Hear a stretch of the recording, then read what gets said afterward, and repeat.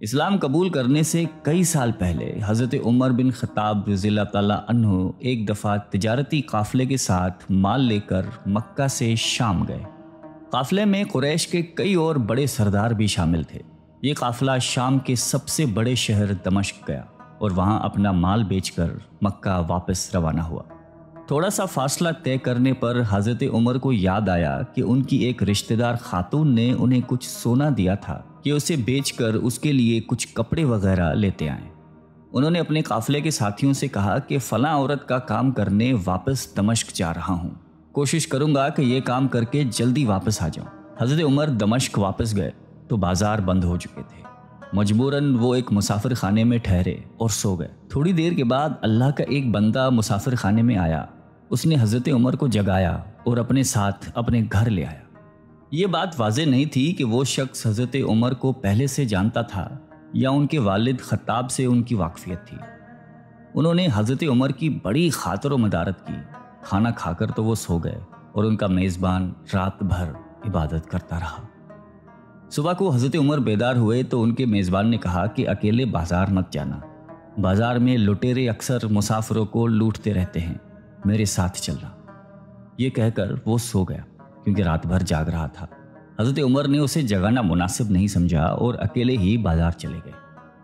ابھی بازار کھلا بھی نہیں تھا، وہ بازار کھلنے کا انتظار کرنے لگے۔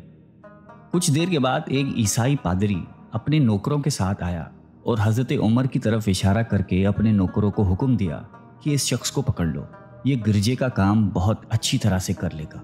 اس زمانے میں حضرت عمر بڑے تنومند پہلوان تھے۔ پادری کے نوکروں نے اس کو پکڑ لیا اور ایک پرانے گرجے میں لے گئے۔ پادری نے اس کو ایک ہتھوڑا دیا اور اس کو گرجے کی ایک دیوار توڑنے پر لگا دیا۔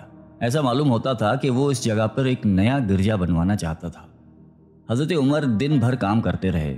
کہیں شام کو جا کر چھٹی ملی، وہ تھکے ہارے واپس مسافر خانے میں آ کر بیٹھ گئے۔ پہلے ہی دن والا نیک آدمی پھر آیا اور اس نے پوچھا کہ آپ کدھر چلے گئے تھے؟ حضرت عمر نے اسے سارا قصہ بتا دیا۔ وہ شخص آج بھی ان کو اپنے گھر لے گیا اور ان کی بڑی خاطر و مدارت کی اور انہیں تاکید کی کہ کل بازار جاتے وقت مجھے ساتھ لے جانا۔ اس کے بعد وہ عبادت میں مشغول ہو گیا اور حضرت عمر سو گئے۔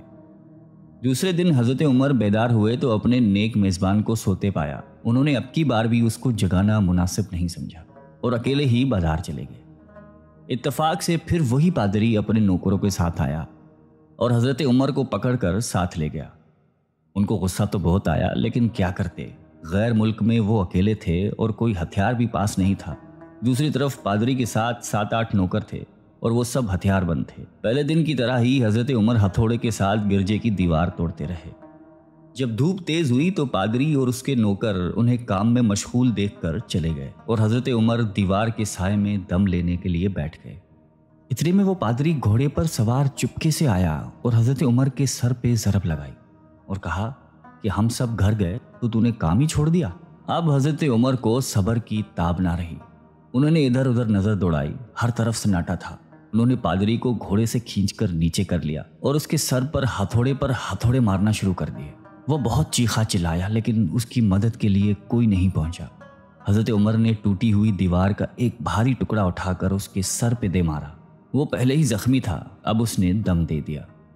اس کو مرتے دیکھ کر حضرت عمر تیزی سے بھاگ کھڑے ہوئے اور جس راستے سے دمشق آئے تھے وہ راستہ چھوڑ کر ایک دوسرے راستے پر چل پڑے۔ شہر سے کافی دور انہیں ایک خچر پر سوار رومی ملا جو روم سے تعلق رکھتا تھا۔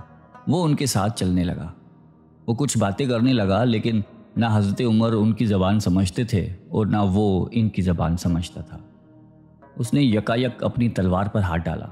حضرت عمر سمجھ گئے کہ وہ ان پر وار کرنا چاہتا ہے۔ انہوں نے فوراً ہی خچر سے اسے کھینچ لیا اور اس سے تلوار چھین کر ایک ہی وار میں اس کا کام تمام کر دیا۔ پھر آپ خچر پہ سوار ہو کر آگے چلے۔ اس کے بعد کیا ہوا اس کا حال خود حضرت عمر نے اس طرح بیان کیا ہے کہ اس جگہ سے روانہ ہو کر میں ایک گرجے پہنچا۔ یہاں عیسائیوں کی ایک جماعت رہتی تھی۔ میں گرجے کے اندر داخل ہوا تو گرجے میں رہنے والے سب لوگ میرے ارد گرد جمع ہو گئے اور مجھ سے میرے حالات کے بارے میں پوچھنے لگے۔ پھر وہ اپنے پادری کے پاس مجھے لے گئے۔ پادری مجھے نہایت غور سے دیکھنے لگا اور اس کے بعد کہنے لگا کہ ایسا معلوم ہوتا ہے کہ تمہیں کسی چیز کا خوف ہے۔ میں نے کہا کہ تم نے کیسے اندازہ لگا لیا کہ مجھے کسی چیز کا خوف ہے؟ اس نے میرے سوال کو ٹال دیا اور کہا کہ آپ جب تک چاہیں یہاں ٹھہریں، آپ کو یہاں کسی قسم کا کوئی خطرہ نہیں، آپ ہماری حفاظت میں ہیں۔ پھر اس پادری نے مجھے اپنے گھر میں مہمان کی طرح رکھا اور میری نہایتی خاطر و مدارت کی، اور پھر پوچھا کہ آپ کون ہیں؟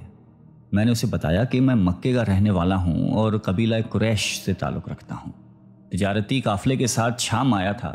تجارت کا مال بیچنے کے بعد ایک ضروری کام کے لیے مجھے اپنے قافلے سے جدا ہو کر واپس دمشق جانا پڑا۔ اب میں اپنے وطن واپس جا رہا ہوں اور راستہ بھٹک کر یہاں آ نکلا ہوں۔ پادری مجھے غور سے دیکھتا رہا اور بار بار طرح طرح کے سوال کرتا رہا۔ میں نے ان کے ہاں نہایتی آرام سے رات بسر کی۔ صبح کو آپ نے پوچھا کہ آپ کا ارادہ یہاں ٹھہرنے کا ہے یا آگے جانے کا؟ میں نے کہا کہ اب میں آپ سے رخصت ہونا چاہوں گا۔ یہ سن کر پادری نے اپنا ایک شاندار گدھا جو بڑا خوبصورت اور نہایتی تیز رفتار تھا لے آیا۔ اس گدھے کی پیٹھ پر کھانے کی مزیدار چیزیں اور قیمتی تحفے بھرے ہوئے تھے، اور پھر کہنے لگا کہ آپ اس گدھے پر سوار ہو جائیں اور چل پڑیں۔ راستے میں آپ کا گزر کسی عیسائی کے مکان کے پاس سے ہوگا تو وہ آپ کو اس گدھے پر سوار دیکھ کر آپ کی بے حد تعظیم کرے گا اور آپ کی خاطر و مدارت میں کوئی کسر نہیں چھوڑے گا۔ یہ کہہ کر پادری نے میرا ہاتھ پکڑا اور تنہائی میں لے کر کہنے لگا کہ اے عمر، آپ پر میرا حق واجب ہو گیا۔ میں نے کہا بے شک۔ اس نے کہا آپ کا تعلق ایک معزز قوم سے ہے، میری آپ سے ایک غرض ہے۔ میں نے کہا کہ آپ بیان کر لیں، لیکن حیرت کی بات ہے کہ آپ جیسا بڑا آدمی مجھ جیسے پریشان حال مسافر سے کوئی غرض رکھتا ہو۔ اس نے بڑے یقین بھرے لہجے میں کہا کہ سنیں، میں ایک ایسا آدمی ہوں جس سے اللہ نے آسمانی کتابوں کا علم عطا کیا ہے۔ میں نے آپ کی ذات میں بہت سی ایسی نشانیاں دیکھی ہیں جو یہ ظاہر کرتی ہیں کہ جب ایک مقررہ مدت پوری ہو جائے گی تو حالات میں زبردست تبدیلی آئے گی۔ اس وقت آپ ہمارے ملک کے حاکم بن جائیں گے اور یہاں کے سب شہروں میں آپ ہی کا حکم چلے گا۔ اس کے بعد پادری نے اپنی جیب سے دوات، قلم اور کاغذ نکال کر کہا کہ میری غرض یہ ہے کہ آپ اس کاغذ پر لکھ دیں کہ اس گرجے اور اس کی جائیداد پر کسی قسم کا کوئی موصول لاگو نہیں کیا جائے گا۔ میں نے حیران ہو کر پادری سے کہا کہ آپ مجھ سے مذاق تو نہیں کر رہے؟ اس نے کہا کہ قسم ہے اس ذات کی جس نے عیسیٰ علیہ السلام پر انجیل نازل فرمائی، میں جو کچھ کہہ رہا ہوں وہ بالکل سچ ہے۔ آپ مہربانی کریں اور میری درخواست قبول فرمائیں۔ میں نے پادری کی باتوں کو اس کا وہم سمجھا اور جیسے اس نے کہا میں نے اسی طرح کاغذ پہ اسے لکھ کر دے دیا۔ اس کے بعد گدھے پر سوار ہو کر چل پڑا۔ راستے میں مجھے کئی جگہ پر عیسائیوں کی جماعتیں ملی۔ انہوں نے مجھے ایک پادری کے گدھے پر سوار دیکھ کر میری بڑی خاطر و مدارت کی۔ میں اس طرح جگہ جگہ عیسائیوں کا مہمان بنتا تبوک تک پہنچ گیا۔ اللہ کی شان، جس تجارتی قافلے کے ساتھ میں گیا تھا وہ کافی دیر میرا انتظار کرنے کے بعد اسی جگہ سے چل پڑا تھا جہاں میں نے اسے چھوڑا تھا، اور اب تبوک میں ایک کنویں کے قریب ڈیرا ڈالے ہوئے تھے۔ قافلے والے میرے ساتھی مجھے دیکھ کر میری طرف دوڑ پڑے اور مجھ سے مل کر بہت خوش ہوئے اور کہنے لگے کہ ابن خطاب، ہم لوگ تمہارا انتظار کرتے کرتے بالکل مایوس ہو گئے تو ہم نے اس مقام کو کوچ کر دیا جہاں سے تم واپس دمشق گئے تھے، مگر تمہارے بارے میں ہم سخت پریشان تھے۔ یہ تو بتاؤ کہ اتنے دن تم کہاں رہے؟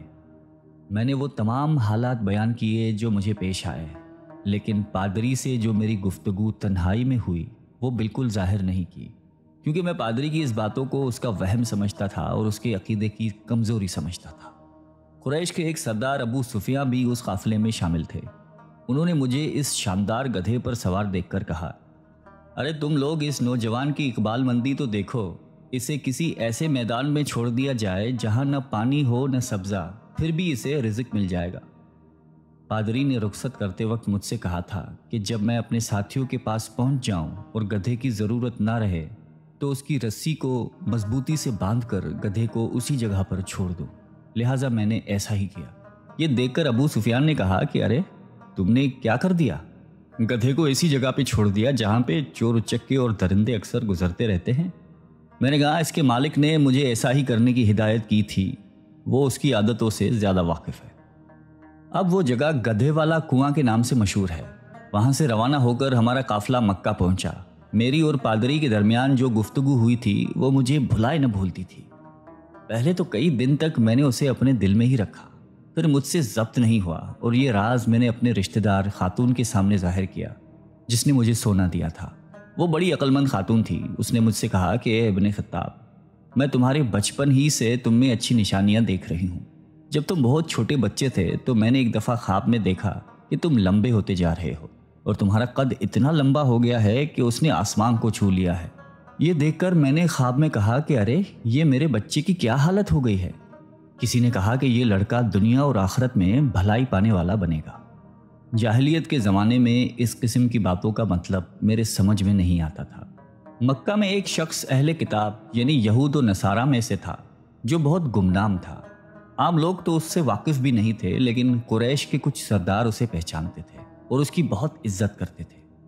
ایک دن دوپہر کے وقت میں اس کے ہاں گیا اور اس سے جا کر کہا کہ میں آپ سے چند باتیں کرنا چاہتا ہوں اور چاہتا ہوں کہ آپ ان کو اپنے دل میں راز بنا کر رکھیں اور کسی کے سامنے ظاہر نہ کریں۔ اس نے ایسا کرنے کا وعدہ کیا تو میں نے اپنے سفر کے تمام واقعات اس کے سامنے بیان کر دیے اور اپنے رشتہ دار خاتون کے خواب کا بھی ذکر کیا۔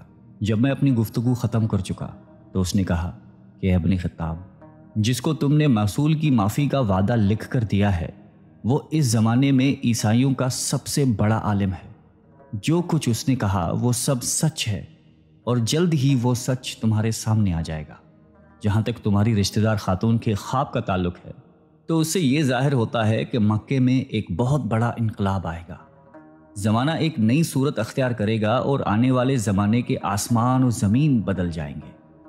میں وہاں سے گھر چلا آیا اور اس کی ساری باتیں اپنے دل میں لیے رہا۔ تھوڑے ہی عرصے کے بعد قریش کی مجلسوں میں آپ صلی اللہ علیہ وآلہ وسلم کا ذکر ہونے لگا۔ یہ لوگ اس بات پر چڑھتے تھے کہ محمد صلی اللہ علیہ وآلہ وسلم اپنے آپ کو اللہ کا رسول کہتے ہیں، لوگوں کو بتوں کی پوجا کرنے سے منع کرتے ہیں اور ایک اللہ کو ماننے پر زور دیتے ہیں۔ جلد ہی اللہ تعالیٰ نے اسلام کو ظاہر کر دیا اور مجھے یقین ہو گیا کہ حالات وہی صورت اختیار کر رہے ہیں جس کی طرف آسمانی کتابوں کے عالم شام کے پادری نے اشارہ کیا تھا۔ نبوت کے 6 سال حضرت عمر نے اسلام قبول کر لیا اور رسول اللہ صلی اللہ علیہ وآلہ وسلم کے جان نثار ساتھی بن گئے۔ 11 ہجری میں آپ صلی اللہ علیہ وآلہ وسلم نے اس دنیا سے پردہ فرمایا تو حضرت ابو بکر مسلمانوں کے پہلے خلیفہ بنے۔ 13 ہجری میں انہوں نے وفات پائی تو حضرت عمر خلیفہ بنے۔ ان کے سفر نامے کی روایت کرنے والے راوی کا بیان ہے کہ حضرت عمر فاروق اپنے خلافت کے زمانے میں شام تشریف لے گئے تھے تو ایک بہت بوڑھا آدمی جس کے بال برف کی طرح سفید ہو چکے تھے عیسائیوں کی ایک جماعت کے ساتھ ان کی خدمت میں حاضر ہوا اور عرض کیا کہ اے امیر المومنین، کیا آپ مجھے جانتے ہیں؟ حضرت عمر نے فرمایا کہ اگر آپ شام کے فلاں نگر کے پادری ہیں تو میں آپ کو پہچانتا ہوں۔ اس نے کہا کہ جی ہاں، میں وہی پادری ہوں۔ حضرت عمر فاروق رضی اللہ تعالیٰ عنہ نے فرمایا کہ میں نے آپ سے لکھ کر جو عہد کیا تھا وہ آج بھی قائم ہے۔ اللہ تعالیٰ نے اپنے رسول صلی اللہ علیہ وآلہ وسلم کے ذریعے ہمیں عزت بخشی۔ انہوں نے ہمیں اللہ تعالیٰ کی پسندیدہ دین اسلام کی طرف دعوت دی اور ہم نے یہ قبول کی۔